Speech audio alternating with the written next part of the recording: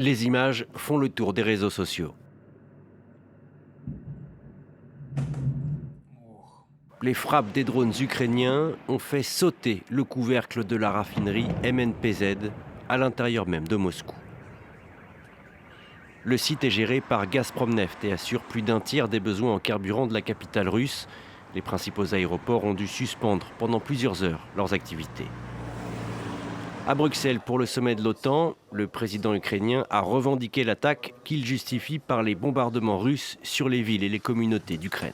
Nous ne voulons pas de cette guerre et nous ne l'avons jamais voulu, tout le monde le sait. Et nos partenaires le savent aussi. Et nous ne voulons certainement pas que l'Ukraine brûle à cause de l'ennemi. Mais si l'Ukraine brûle, Moscou brûlera aussi.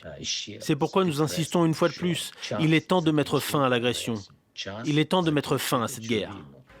Il s'agit de la plus importante attaque contre Moscou depuis au moins 2 ans. Un signe de plus que Kiev inverse progressivement le rapport de force. Ces derniers mois, l'Ukraine a intensifié ses frappes contre la Russie et reprend du terrain au sol. En réponse, l'armée russe continue de frapper quotidiennement l'Ukraine, qui reste soutenue par les pays du G7 et de l'OTAN. L'Ukraine se porte très bien. Les rapports qui nous parviennent font état de pertes russes mensuelles considérables, entre 30 000 et 35 000 hommes, ce qui est impressionnant. Nous avons également discuté de la manière d'aider l'Ukraine à se doter des systèmes d'armement et de défense aérienne nécessaires pour poursuivre le combat, mais aussi pour protéger ses villes et ses infrastructures essentielles. À 700 km à l'est de Moscou, Vladimir Poutine accueille à Kazan des dirigeants asiatiques pour un sommet de 2 jours.